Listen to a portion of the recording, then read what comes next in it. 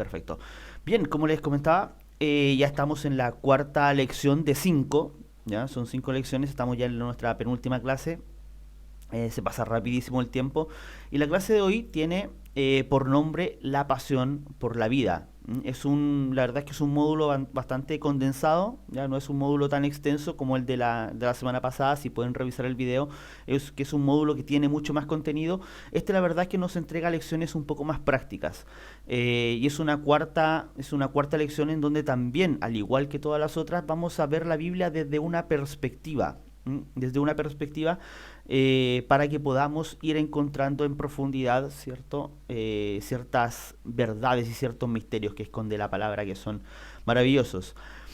Luego tenemos nuestra quinta clase y después vendría la prueba. Luego comenzamos con el módulo, bueno, comienzan con otro docente, con otro profe. El módulo ya que vendrían siendo los últimos dos, que tiene que ver con el cuadro de la voluntad de Dios, ya uno y 2. Así que ya estamos casi que a mitad de camino.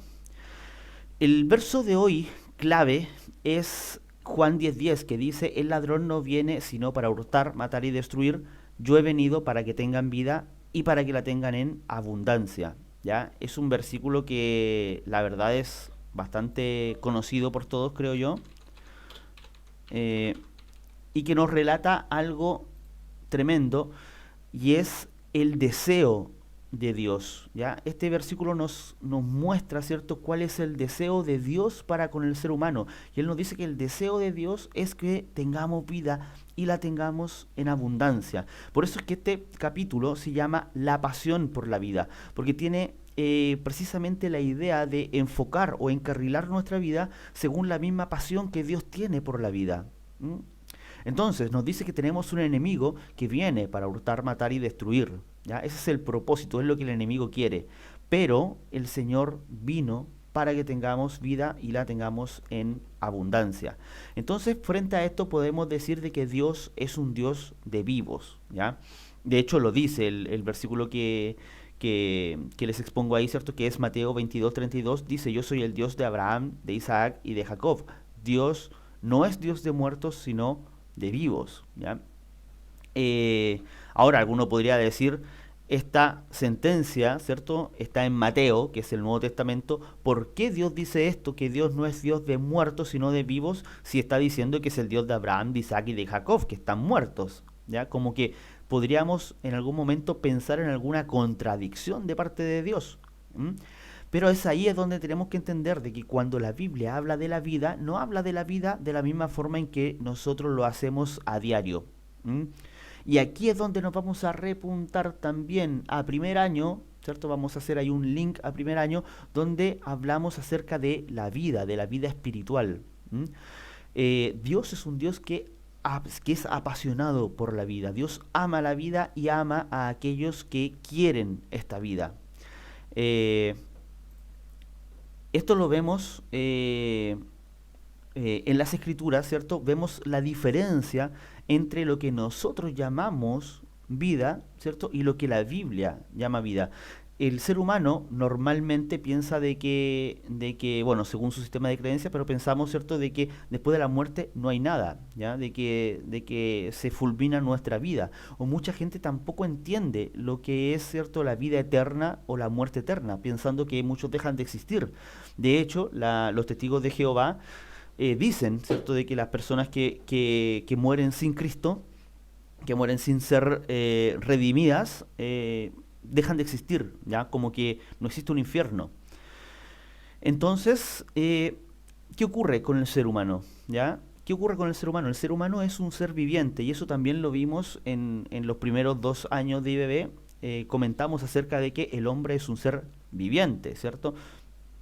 Todos quienes descendemos de Adán, somos seres vivientes, ¿ya? Y eso se produce a partir de que Dios le da espíritu al ser humano. ¿Ya? El ser humano, a diferencia del resto de los animales, no está compuesto por cuerpo y alma solamente, sino que está compuesto por cuerpo, alma y espíritu. Y este último elemento, es lo que hace tan especial al ser humano. ¿Ya? Al ser humano no lo hace tan especial nuestro cerebro, ¿ya? Que quizás fue el que provoca de que el ser humano llegue a la cabeza de la cadena alimenticia, ¿m? Sino que lo que hace realmente especial al hombre es su espíritu, a diferencia de cualquier otro animal. El ser humano tiene la capacidad de comunicarse con Dios y aparte el hecho de tener espíritu lo hace ser un ser eterno. ¿Mm? Esa palabra eternidad la compartimos con la diferencia de que a excepción de Dios el hombre tiene una fecha de inicio, ¿ya? Y desde ahí para adelante somos eternos. ¿Alguien me podría decir cuáles son los tres seres espirituales? Ya que entramos en ese tema. Existen tres tipos de seres espirituales. ¿Cuáles son?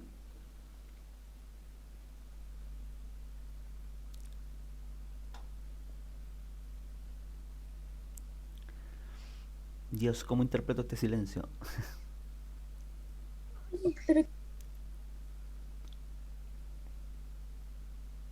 Domi, que encendiste ahí micrófono. Sí, es que no es distancioso donde tú hablas. ¿Cuáles son los Pero tres es lo seres que espirituales? pasamos en la clase, o sea, no la clase, sino que el módulo anterior, que era Ujú. los ángeles, el ¿Ya? hombre Sí, y sí. Dios. Exactamente. Existen solamente tres seres que tienen espíritu, ¿ya? Hay una diferencia, sí, entre los tres, obviamente. Dios es eterno. Decimos de que Dios es eterno porque no tiene ni inicio ni fin, ¿ya? Pero en cambio, los ángeles y el hombre tienen un inicio, ¿ya? Y que está marcado tanto, por un lado, por Génesis 1.1, ¿cierto? Que es el inicio del hombre, y por Juan 1.1, ¿cierto? Que vendríamos hablando que el inicio del mundo espiritual. Dios crea a ambos, ya tanto el mundo espiritual como el mundo terrenal. Obviamente primero el espiritual, luego el terrenal. Entonces, antes de que existiera el hombre, se produjo toda la rebelión en el cielo, ¿cierto? El diablo es expulsado, que en ese tiempo no era diablo, ¿cierto? Es diablo desde que tiene relación con el hombre. Pero Dios en un momento toma a Adán, sopla sobre él aliento de vida y pasa el hombre a ser un ser viviente. Eso quiere decir que ahí tiene su inicio y desde ahí para adelante esa persona nunca va a dejar de existir. ¿Mm? Es una cualidad fundamental que tiene el ser humano. ¿Mm? Tiene esa, esa cualidad de que nunca, su existencia nunca va a terminar. ¿Mm? Y esto nos queda muy claro en la parábola de Lázaro y el rico, representada por la ilustración que les comparto ahí. La parábola de Lázaro y el rico se nos muestra a un rico, obviamente, que vive lleno de lujos, lleno de placeres terrenales, y a un mendigo que se llama Lázaro. Ambos mueren, ¿cierto? Y en un momento este rico se va al infierno y desde una llama, ¿cierto? Observa cómo Lázaro está en el seno de Abraham. ¿M? Y le dice, ¿cierto? Que obviamente dice, manda a Lázaro a que moje su dedo en el agua y venga a refrescar mi lengua porque no soporto estas llamas. Y Abraham obviamente se lo niega. Y luego él dice, pero manda a alguien a que les diga a mis parientes, tengo hermanos, ¿cierto? Y para que alguien les advierta que tengan temor de Dios y que no lleguen a este lugar de tormento.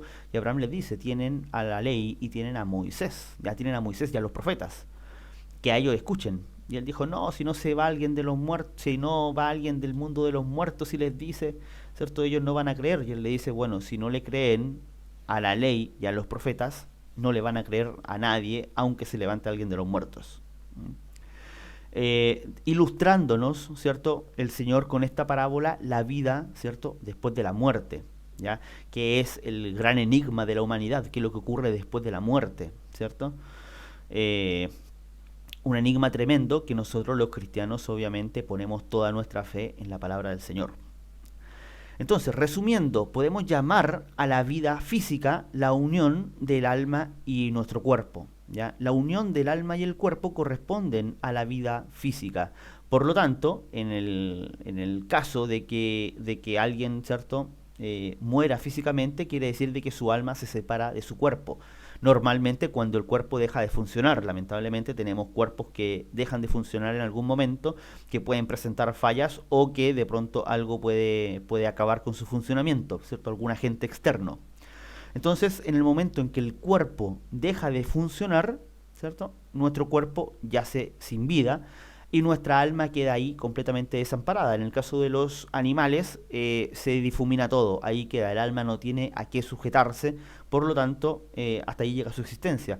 Pero en el caso del ser humano, ¿cierto? Tenemos el tercer componente, ¿m? El tercer componente que es el espíritu, y ese espíritu siempre va a existir, ¿ya? Por siempre. Por lo tanto, nuestra alma se aferra a nuestro espíritu, ¿cierto? Y ahí es lo que llamamos vida espiritual. Entonces, vida física, llamemos a la unión del alma y el cuerpo, y vida espiritual, decimos que alguien está vivo espiritualmente cuando su espíritu está en unión con Dios, ¿ya? Si existe la separación entre Dios y nuestro espíritu, eso quiere decir que nuestro espíritu no ha sido redimido por la sangre de Cristo, a esa persona llamamos muerto espiritualmente, aunque esté respirando físicamente. ¿Mm? Aunque respire y aunque esté animado físicamente, puede estar muerto espiritualmente. En cambio, si una persona está, su espíritu recibe la redención de Dios, a esa persona la llamamos viva espiritualmente. ¿Mm? Y el momento en que muera físicamente, su vida espiritual va a seguir estando viva, ¿ya? O sea, va a seguir en un estado de vida espiritual. Por lo tanto, la vida física tiene fecha de caducidad, ¿ya? Tiene una fecha de caducidad, sí o sí a todo le va a llegar, pero la vida espiritual no, ¿ya? La vida espiritual no. Ahora, la letra chica, digámoslo así, está en que la vida espiritual depende un poco de la vida física en relación al tiempo. ¿Mm? El ser humano tiene el tiempo de su vida física para poder ser redimido por el Señor. Puesto que todos nacemos con un espíritu separado de Dios, nacimos con un espíritu maldito proveniente de Adán, ¿cierto? Pero necesitamos la redención del Señor. Y en el momento, ¿cierto? El momento que tenemos para recibir esta redención es el momento de nuestra vida física. En el momento en que se pierda la vida física, hasta ahí llegan las posibilidades de poder ser salvo. Entonces, aquí es donde se debaten, por ejemplo, algunas doctrinas que tiene, por ejemplo, la Iglesia Mormona. La Iglesia Mormona tiene una práctica que se llama el bautismo por los muertos, en donde una persona puede bautizarse por una persona que ya murió para que esa persona sea salva. ¿Mm? La Iglesia Católica, por otro lado, tiene otro lugar al que en un momento denominó el purgatorio, que era el lugar donde la persona era atormentada y cumplía años de condena, ¿ya? Años de condena antes de llegar al cielo. ¿Cuál es el ánimo de estas dos corrientes religiosas? ¿Ya? Y los testigos de Jehová que de frentón niegan toda la parte del infierno. ¿Ya? ¿Por qué?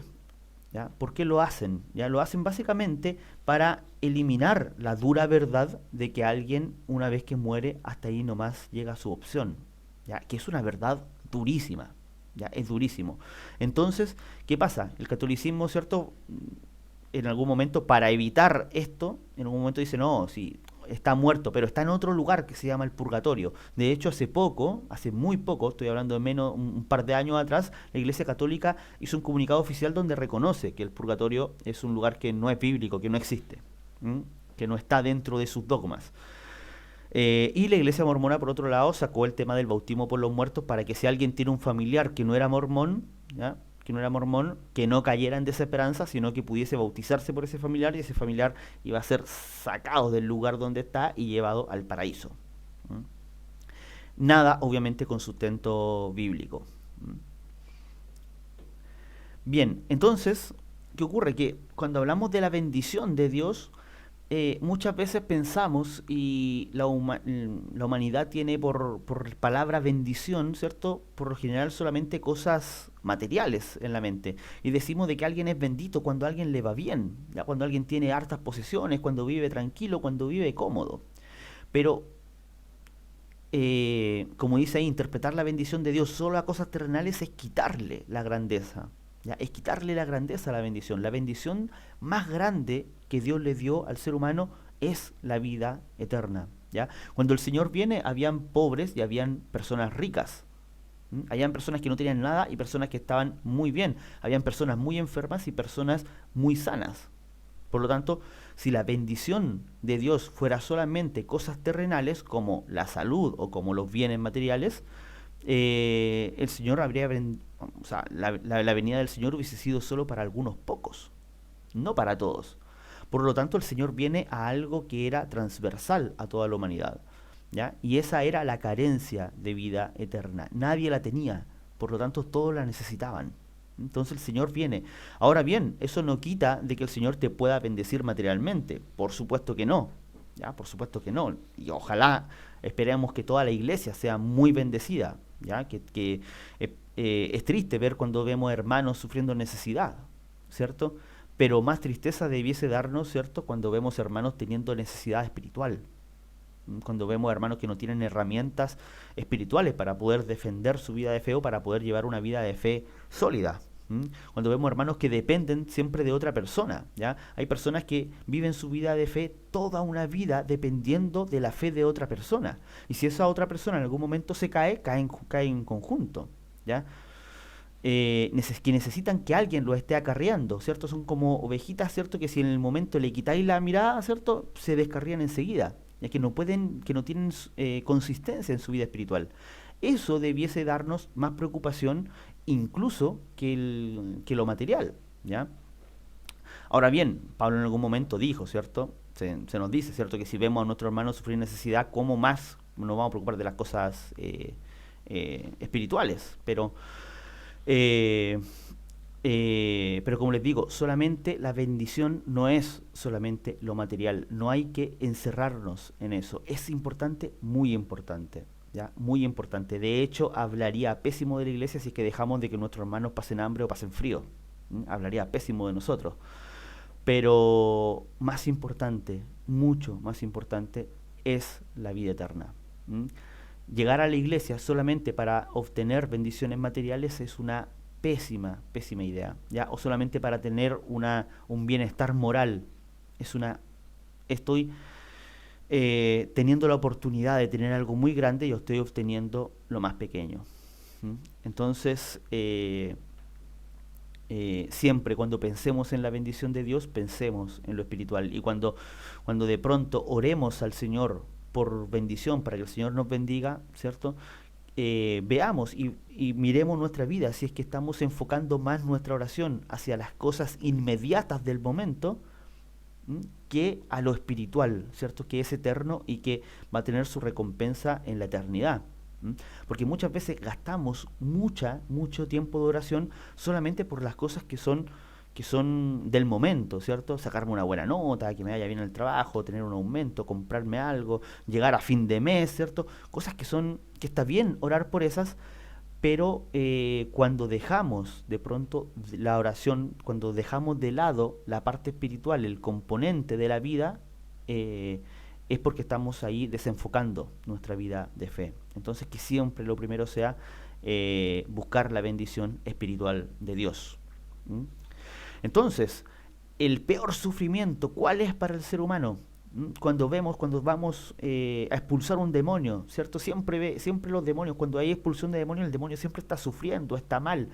¿Por qué? ¿Ya? Los demonios siempre están sufriendo y están mal, no porque perdieron todas sus posesiones materiales al momento de morir, ¿ya? Los demonios sufren por la ausencia de Dios, porque no están junto con Dios. ¿Mm? Ningún demonio, ¿cierto?, va a decir, no, yo me sentiría mucho mejor si me devuelven mi auto, ¿ya? Si es que pudiera usar mi auto me sentiría re bien. No, están en desesperanza absoluta por estar lejos de Dios. ¿Mm? Lo dice Mateo 13, verso 12. Entonces dirá también a los de la izquierda, apartados de mí, malditos, al fuego eterno preparado para el diablo y sus ángeles.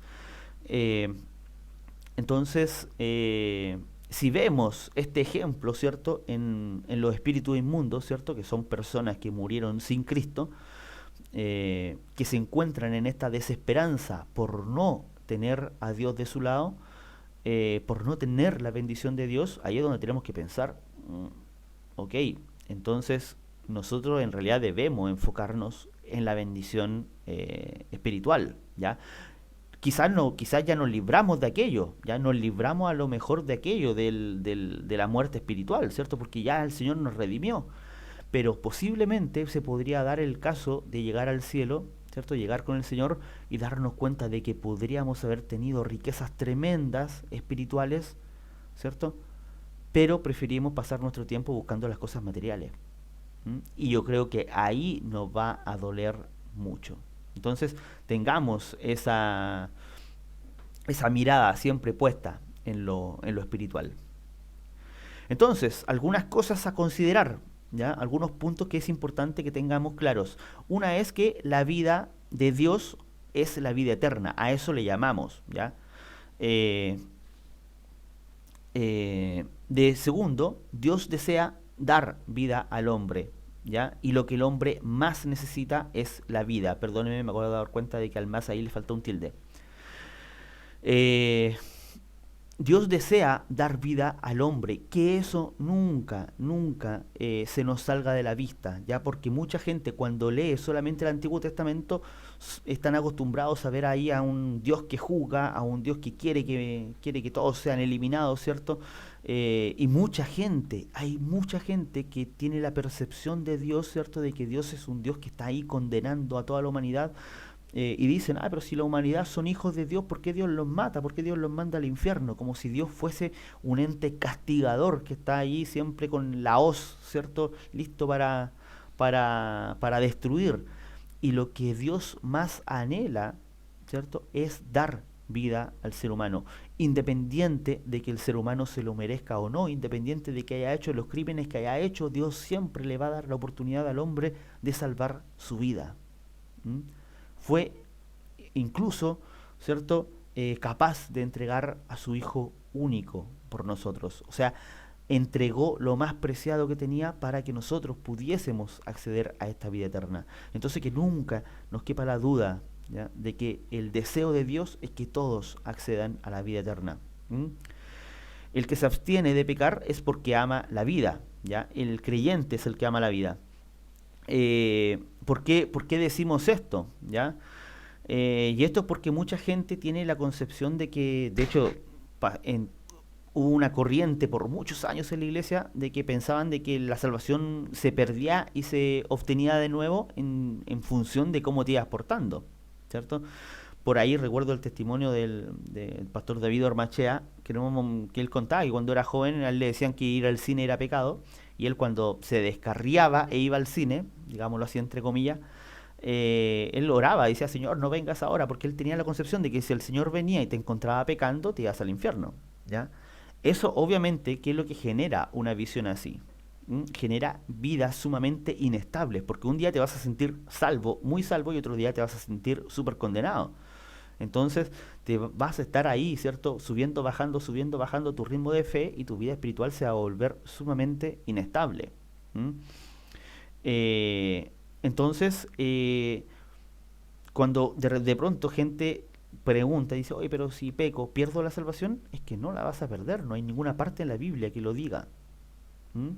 Ahora, ¿cuál es la recomendación? ¿Ya? Porque alguien podría decir, perfecto, entonces si el Señor me salvó, puedo pecar, total el Señor me va a perdonar mis pecados presentes, pasados y futuros. Entonces, ¿cuál es el problema con que peque? ¿Cierto? Hay un problema, una, por el lado de las consecuencias, segundo, porque no vas a estar acumulando riqueza, ¿cierto?, espiritual, y tercero, porque Dios ama a los que aman la vida, y abstenerse de lo que a lo mejor te gusta hacer por algo, ¿cierto?, de que le gusta al espíritu, dejamos de lado lo que le gusta a la carne por lo que le gusta al espíritu, eso el Señor lo considera y lo considera mucho. El Señor está viendo ahí de que efectivamente amas la vida que Él te entregó. Entonces, las cosas, el cristiano que ha alcanzado cierto grado de madurez ya no las hace por si es que soy salvo o no soy salvo. Eso ya es lo más grande que hemos recibido y vamos a estar eternamente agradecidos por el Señor. ¿Ya? Pero lo que queremos es algo más. ¿Ya? Es ir descubriendo más, es ir ganando almas para el Señor, es ir dejando que el Señor nos use. Y eso se va a dar obviamente en la medida de que nosotros vayamos avanzando en la vida de fe y dándole más espacio al espíritu que a la carne. La religión es la limitación de la vida. ¿Qué pasa? Que interpretemos religión como las cosas que uno hace por intentar ganarse el favor de Dios. Ya, a eso le llamamos religión. ¿M? Una religión siempre es el conjunto de cosas que se le imponen al ser humano para que el ser humano halle gracia ante Dios. Y el ser humano, dice la Biblia, de que nuestras obras de justicia ante Dios son como trapo de inmundicia. Por lo tanto, aquello quiere decir de que nosotros por nuestros propios méritos jamás vamos a poder llegar al nivel de lo que Dios consideraría como alguien digno para salvarse. Porque el ser humano, ¿cierto? Al tener una naturaleza corrompida, siempre va a tender a la maldad. Por eso es que necesita, ¿cierto?, de la redención de Dios y necesita nacer de nuevo para poder empezar a tener una vida de fe victoriosa y empezar a tener victoria en el mundo espiritual. De otra forma, por nuestra propia fuerza, jamás vamos a poder llevar una vida exitosa en el Evangelio, pero es que jamás. Entonces, ¿qué pasa? Que cuando nosotros nos aferramos a una religión y empezamos a creer que las cosas que hago me hacen justo, ¿m? Ahí es donde se produce un problema, cuando pierdo la humildad y digo, oye, yo me merezco el cielo, me merezco la bendición de Dios. ¿M? Me lo merezco. He hecho tantas cosas por la iglesia, le he predicado a tanta gente, he hecho tantos rituales, ¿cierto? Que me merezco mi pase al cielo, ¿ya? Que eso es lo que al final finalmente termina siendo la religión. Y eso es terrible, ¿ya? Eso es limitar la vida absolutamente, ¿ya? Es básicamente como atarle las manos a Dios para que Dios te bendiga. ¿Mm? La humildad siempre y la humillación siempre van a ser el camino para llegar a Dios, ¿cierto? El reconocer ante Él nuestros pecados, ¿cierto? Es el camino para llegar al Señor. Y lo otro es que el diablo es quien desea quitar esta vida al hombre. ¿Ya? El diablo es su principal objetivo es que el ser humano no reciba esta vida de parte de Dios, que a él se le fue negada la redención, al diablo se le fue negada, pero al hombre no. ¿Ya? El hombre, a pesar de caer, ¿cierto? El diablo seguramente cuando vio a Adán cayendo dijo, aquí está, este es igual que yo, va a quedar, incluso está más bajo que yo, hasta aquí llegó, pero en un momento ve que el Señor redime al ser humano, ¿ya? Y eso obviamente fue un privilegio que a él no se le dio, obviamente, porque el ser humano peca Dios tuvo esa misericordia del ser humano por el estado de debilidad del ser humano, ya nace completamente débil por todos lados. Entonces, esa consideración Dios no la tuvo con los ángeles que cayeron, por lo tanto, el diablo hoy en día es quien más anhela quitar esta vida del ser humano. La sangre, la segunda parte del módulo, le podríamos llamar que la sangre es el principio de la vida. La vida del cuerpo está en la sangre. Ustedes saben que sin sangre no podemos subsistir. ¿Cuántos litros de sangre tiene el ser humano? Para no pegarme un carril, Domi, tú que eres del área.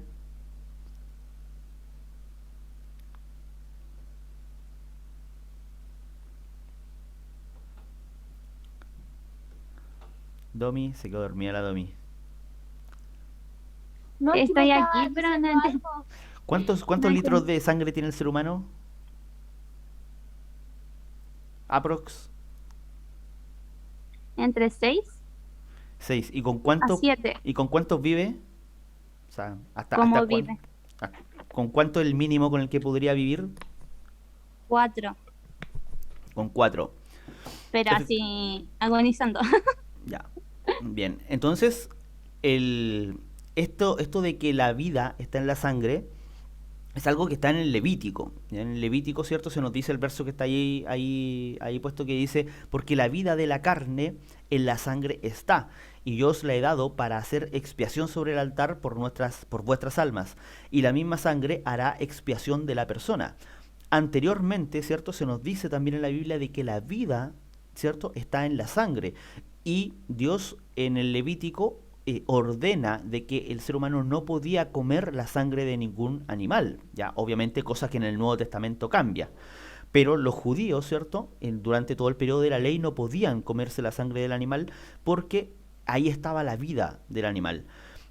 De hecho, este concepto de que la sangre está en la vida se pasó a otras culturas que no eran temerosas de Dios, ¿cierto? A culturas paganas, en las que hacían todo lo contrario. Cuando veían animales que eran fuertes, ellos bebían la sangre de esos animales para obtener la fuerza del animal, ¿Mm? Hasta, hasta el día de hoy podemos ver, ¿cierto?, en los campos, ¿cierto?, la tradición de comerse la sangre de los animales, ¿cierto? ¿Cómo le llamamos a eso? Ñache. Eh, y las culturas, muchas culturas, ¿cierto?, lo hacían para obtener la vida del animal, ¿ya? Para obtener la fuerza de ese animal. Obviamente la ley lo prohibía. ¿Mm? Eh, entonces, podemos hablar de que la vida de una persona está en la sangre. Siempre alguien cuando dice delito de sangre, ¿cierto?, es porque mató a otra persona. Ya cuando alguien dice que va a cobrar venganza por la sangre de otra persona, nos referimos a la vida, ¿ya? Y en el Evangelio no es distinto, ¿ya? En el Evangelio no es distinto. Cuando hablamos del Evangelio, cuando hablamos de la sangre, siempre estamos hablando de que la sangre de Cristo es hoy en día la que nos libera, ¿cierto? La sangre de Cristo hoy en día es la que produce la redención en nosotros. Por lo tanto, lo que más debemos anhelar, lo que el ser humano más tiene que anhelar es esa preciosa sangre. ¿Mm? Dios mostró claramente su derecho sobre la sangre de todos, ¿ya? No permitió al hombre, ¿cierto?, tomar la sangre de otra persona, ¿ya? Dios condena pero radicalmente la pena de muerte, ¿cierto? De hecho, en el Antiguo Testamento la gente que mataba a alguien, la pena de muerte era morir a piedrazo limpio, ¿ya? Entonces, para todo aquel que viola este derecho, ¿cierto? ¿Por qué? Porque Dios le da a cada persona el derecho a vivir. Entonces, a cualquier persona que quita este derecho de otra persona tiene que pagar, ¿ya? Y el juicio que había en la ley era la muerte, o sea, era sangre por sangre. ¿Mm? Porque estamos grabando no voy a decir el meme nomás, pero era sangre por sangre. Si se viola este derecho, ¿cierto?, no se puede evitar el juicio. Esto Dios lo mostró para anunciar que por su propia sangre daría la vida al mundo. Por eso es que Dios en el Antiguo Testamento fue tan tajante con la sangre, ¿ya? Cuando alguien tomaba la vida de otra persona, eh, Dios siempre fue muy tajante al respecto. Eh, entonces, con esto se anunciaba, ¿cierto? Se anunciaba la sangre de Cristo. ¿Qué pasa? Que el ser humano, como tenía una naturaleza caída, en el Antiguo Testamento Dios entrega la ley. ¿Bien? En el Levítico Dios entrega la ley y todos miraron la ley y dijeron, ah, no, no nos da, no nos da, nos vamos a morir igual. Ya, hasta aquí llegamos, porque era muy estricta la ley, ya no se podía cumplir. Eh, entonces, ¿qué pasa? Que el hombre obviamente entraba en desesperanza, porque el Antiguo Testamento, y la ley sobre todo, que tiene esta función sobre el ser humano de mostrar cuál es su real condición espiritual, ¿cierto? El hombre se vio ahí completamente desesperanzado.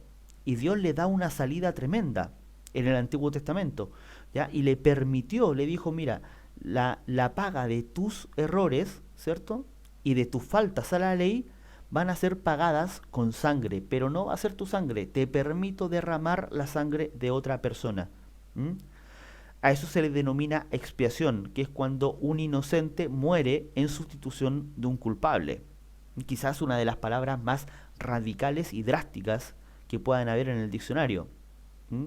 La expiación, cuando una persona toma el lugar de otra para pagar las culpas de esa persona. ¿Mm?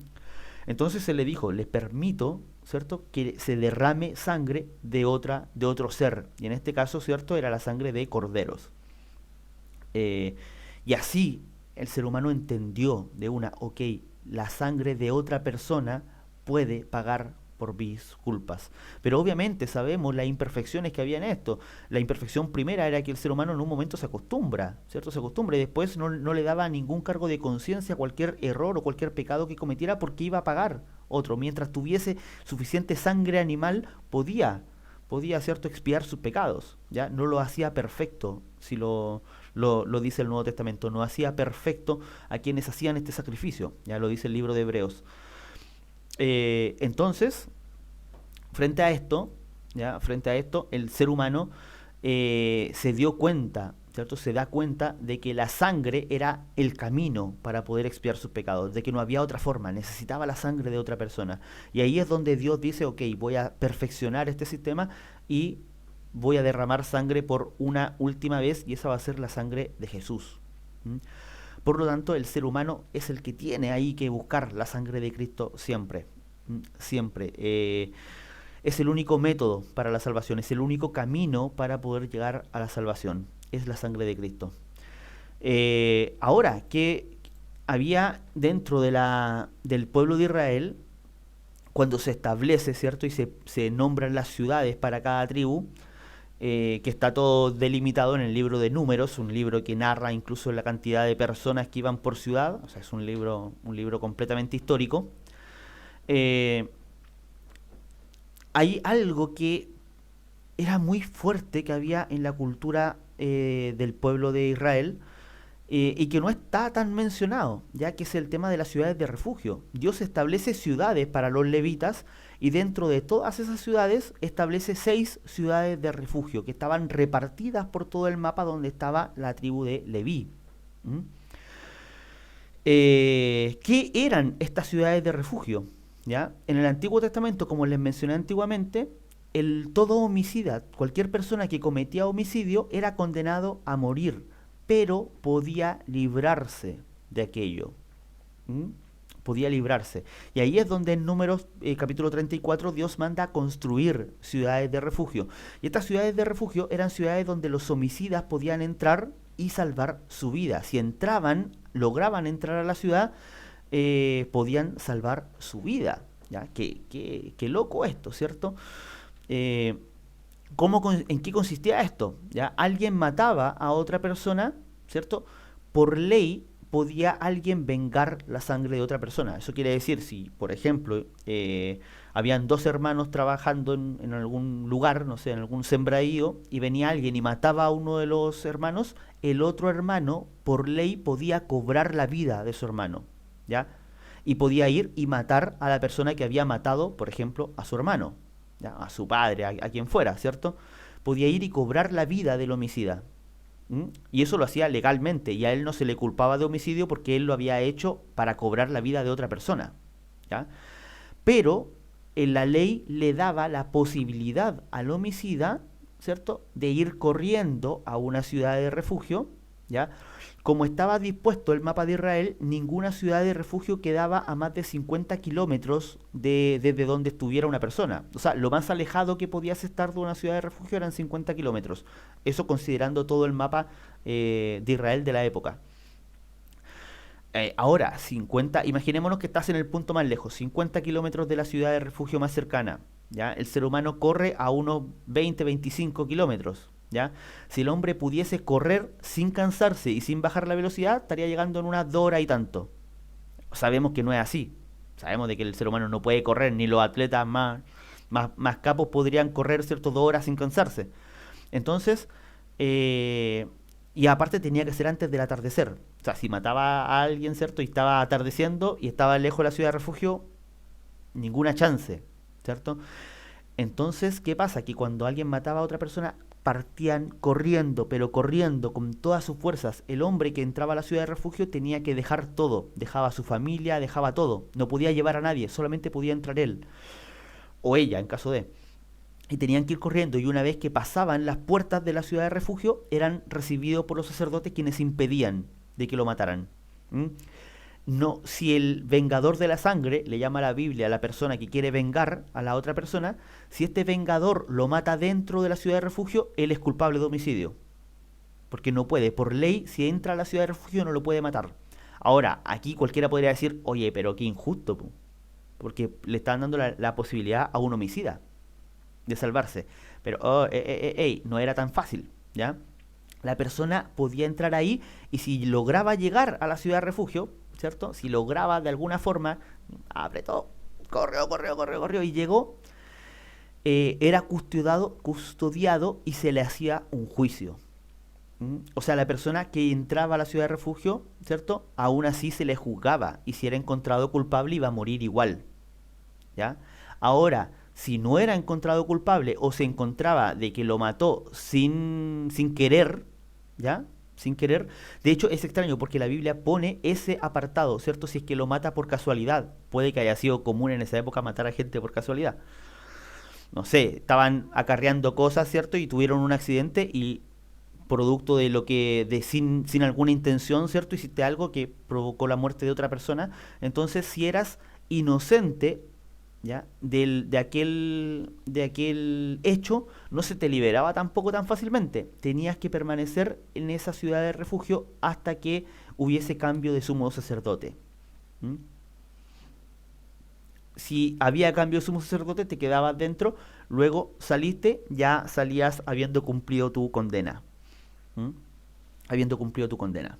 En el caso de que te hallaban culpable de que asesinaste a sangre fría a otra persona, el juicio, si el juicio te nombraba culpable, tienen que haber habido al menos dos testigos. Recuerden que el pueblo de Israel con un testigo no hacía nada, ¿ya? Aunque hubiesen las pruebas suficientes, ¿cierto? Con un solo testigo no se podía juzgar a nadie.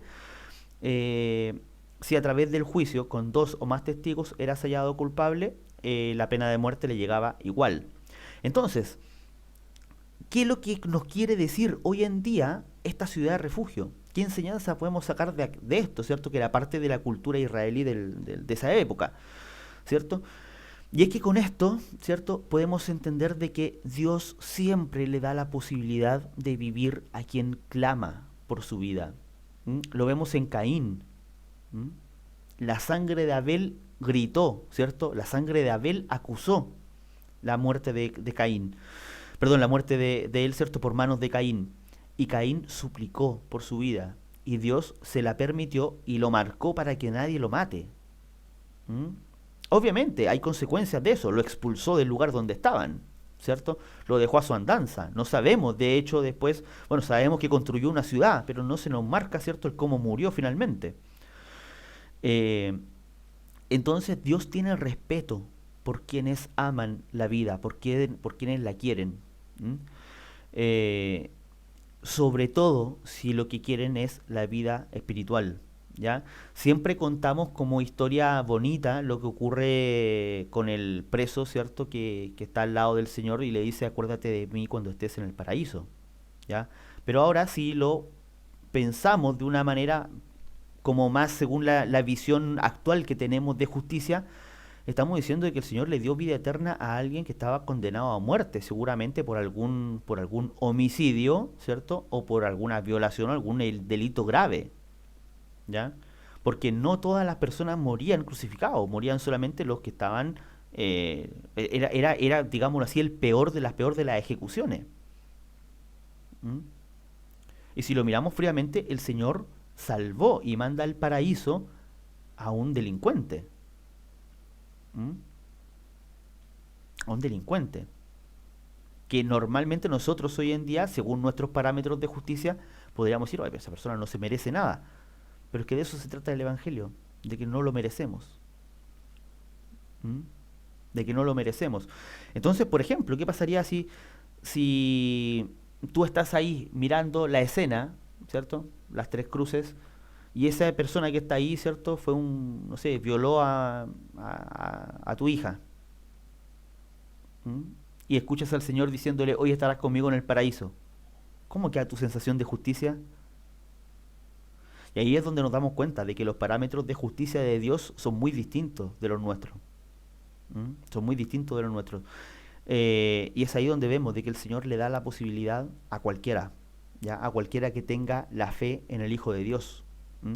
Claro, esa persona salvó enjabonada, podemos decir, claro, no va a tener mayor mérito en el cielo, no va a tener, ¿cachai? Mayor recompensa, ya mayor galardón, que era un término que vimos en la clase pasada, ¿cierto? Lo que es el galardón, mayor galardón no va a haber, pero se salvó, enjabonadísimo, ¿ya?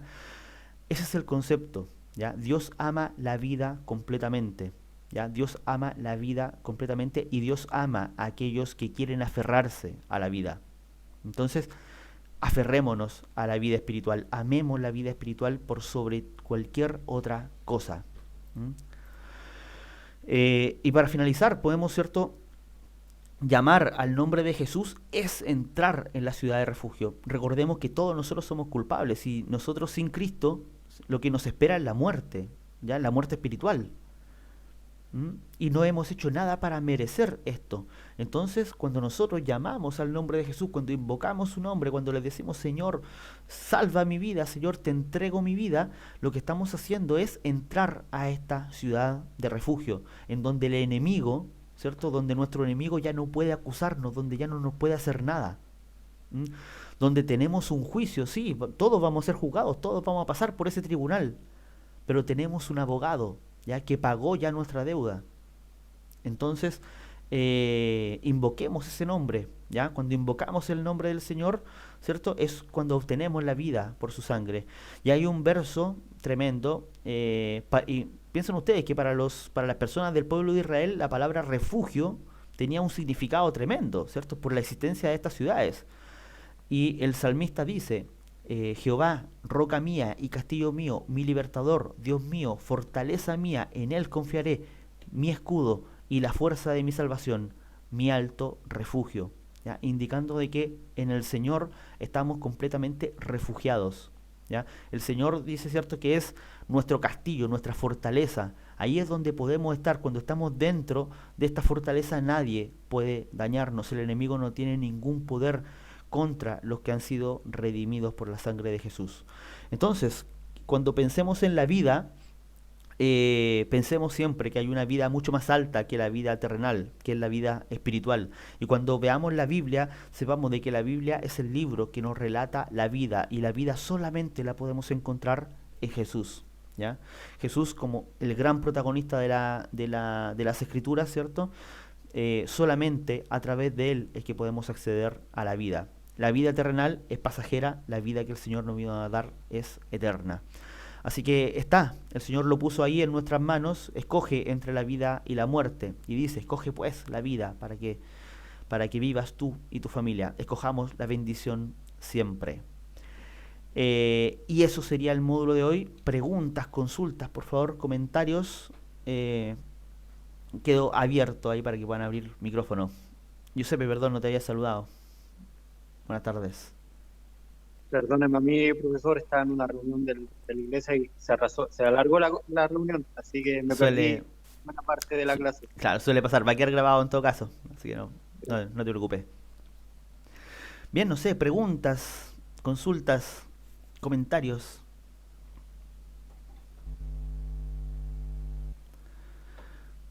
Bien, perfecto, voy a detener.